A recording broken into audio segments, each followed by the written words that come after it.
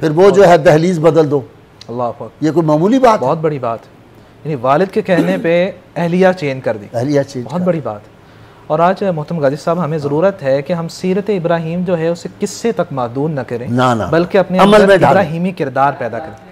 اگر ہم دیکھتے ہیں نا کہ سیرت ابراہیمی سے ہمیں اسباق کیا ملتے ہیں, میں صرف ناظرین کے نظر 3 اسباق کرنا چاہوں گا.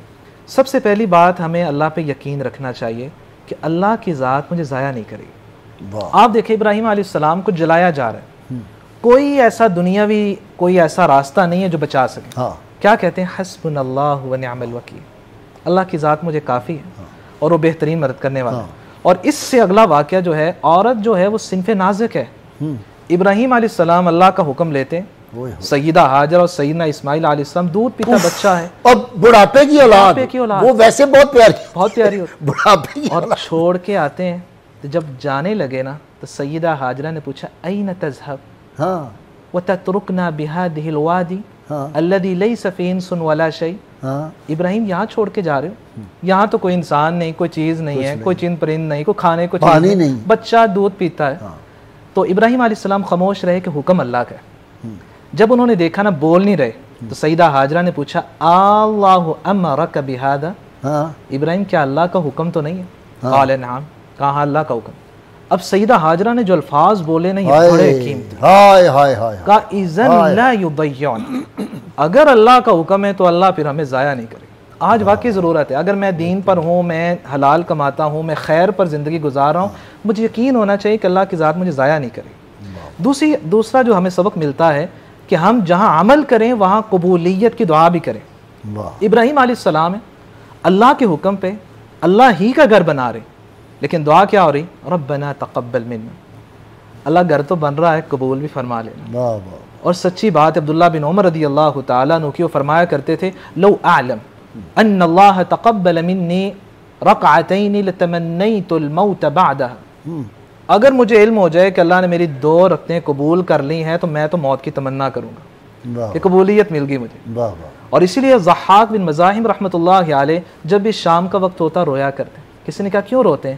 کہتے ما صعد اليوم من عملی, میں نہیں جانتا کہ عمل تو بہت سارے کیے ہیں, لیکن آسمان کی طرف چڑھا کون سا عمل ہے, قبول کون سا ہوا ہے, اصل تو وہ چاہیے.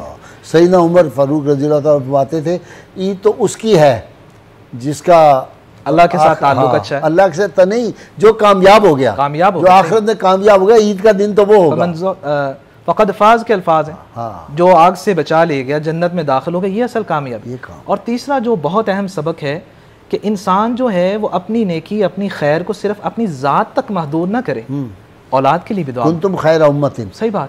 ابراہیم علیہ السلام کو دیکھیں, آزمائشوں سے کامیاب ہوئے, اللہ نے کہا انی جاعلک للناس اماما, بات ختم نہیں کی, قال ومن ذریتی, کہا اللہ میری اولاد کو بھی.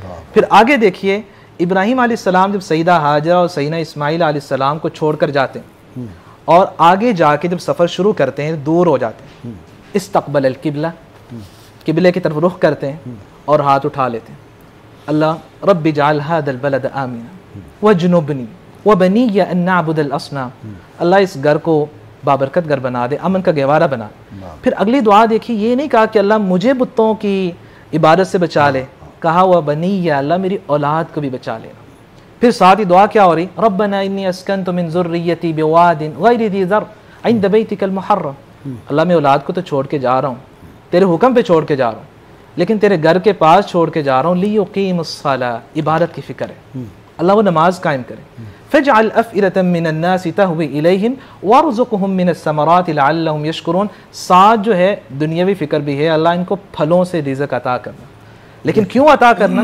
لعلکم تشکرون, یہ شکر گزار بندے بن. اچھا آپ دیکھیں نا, مکہ میں کوئی شے نہیں, پہاڑی پہاڑ ہے, پہاڑی پہاڑ, دنیا کے کسی پھل کا آپ نام لیں 12 مہینے صحیح بات اویلیبل ہے. ایک بات یہاں گب نے بڑی زبردست لکھی, ہسٹورین جو ویسٹ کا ہے انگریز, اس نے بڑی زبردست بات تھی. اس نے کہا 14 صدیاں پہلے محمد صلی اللہ علیہ وسلم نے کعبہ سے بت نکالے, 14 صدی میں دوبارہ بت نہیں داخل ہو سکا کعبے میں. کمال ہے. اس نے کہا کہ یہ معجزات گن رہا تھا, اس نے کہا یہ بہت بڑا معجزہ ہے. اور آپ صلی اللہ علیہ وسلم نے خود ہی فرما دے ان الشیطان قد یئس ان یعبدہ المصلون فی جزیرۃ العرب, اب جزیرہ عرب میں شیطان مایوس ہو گیا ہے کہ اس کی عبادت نہیں ہوگی. لیکن لگتا ہے کہ تھوڑا بہت کوئی، لیکن وہ تو قرب قیامت نہیں، وہ قرب قیامت کی نشانی ہے، قرب قیامت کی نشانی ہے کہ وہاں عبادت ہوگی، اوثان کی، ہاں قرب قیامت کی نشانی ہے.